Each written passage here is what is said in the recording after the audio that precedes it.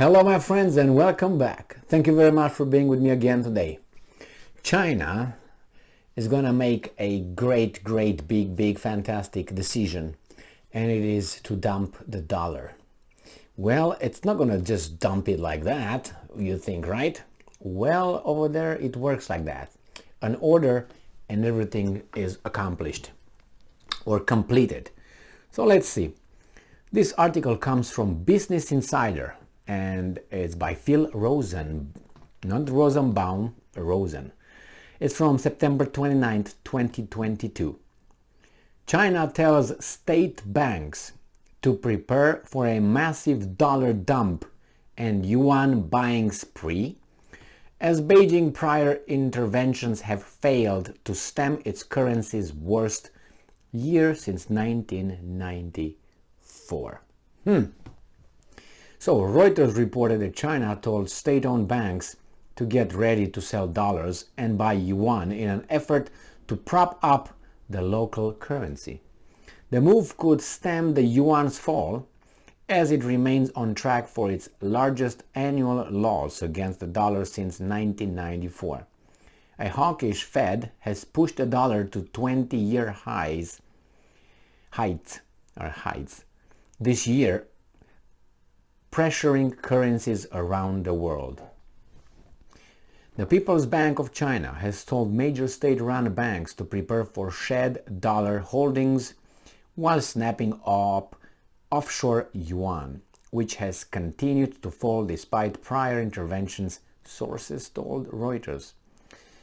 The scale of this latest effort to prop up the yuan will be big and could provide a floor to the Chinese currency, according to the report. The amount of dollars to be sold hasn't been decided yet, but Reuters said it will primarily involve the state bank's currency reserves. Their offshore branches, including those based in Hong Kong, New York, and London, were ordered to review offshore yuan holdings and check to see that dollar reserves are ready. On Thursday, the yuan fell 0.9% to 7.1340 against the dollar, and it is on track for its worst annual decline since 1994, having lost more than 11% so far this year. Well, sometimes a weak currency works, but it seems like not too weak. Earlier this week, China's offshore yuan depreciated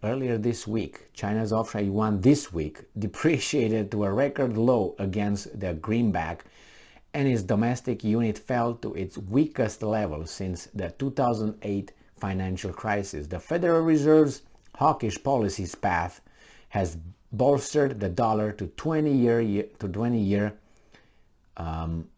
heights this year, putting pressure on other central banks and triggering a reverse currency war.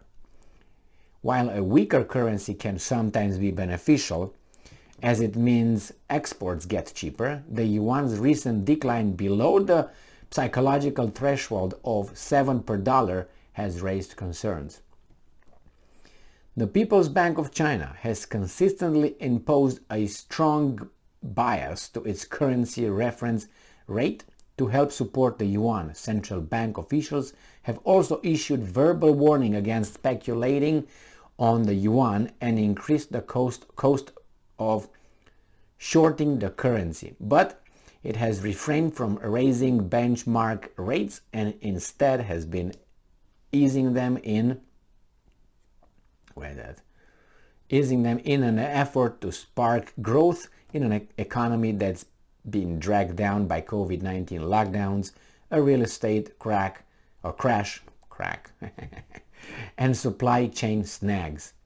Well, I thought it was interesting. That tells me that China is not that booming economy as a lot of people are claiming. I think it had a 7%, I think, it had growth rate at one point, and it dropped to 1.8 or something about 2 months ago. It was an article that I read.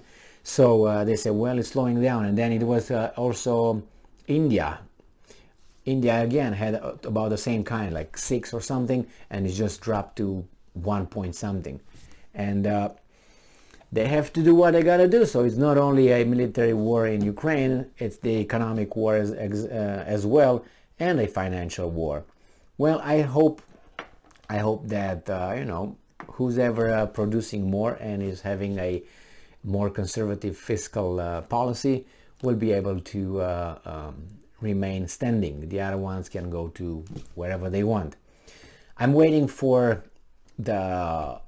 China, Russia, and other countries just to start ditching the dollar, which they already started in their oil sales and their direct transactions between their economies, to turn into their local currencies.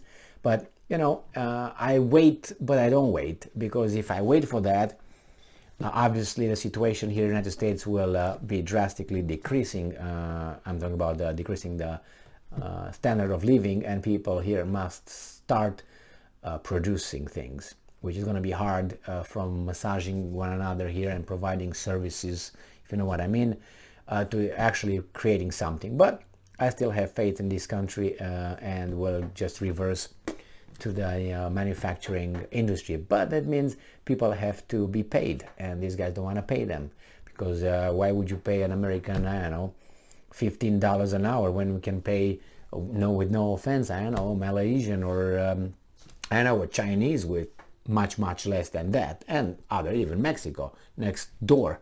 You can just take it over there, and then make sure you don't get any extra taxes for crossing the border and all those things. It's just you got to do what you got to do. But once those guys start changing and ditching the dollar, it's not going to be a happy time here in the United States of America. That's for sure, unless U.S. Justice, sees the signs. But I don't think it does, because I think these guys here still think they're going to rule the world like they did for the past, 30 years. But I don't think that's going to happen. That's right now, it's a pinnacle between the fight between these countries, which is led by United States and a few Western countries, and the rest, which are right now China, emerging, powers like China, Russia, India. They will not accept too much the hegemony of the United States of America. Even the Indian Foreign Minister, Jaikanth Shar, oh, I can't pronounce his name, I always mix it, but you know who I'm talking about, that very, very courageous and wise guy, and I'm not kidding. He said, well, we can afford saying things and call things as we see them, but others can't. And they look for their own interest, and that's good. I think that should be the best way of interacting with one another. If you don't have any interest here, how are you going to make me do that? With force?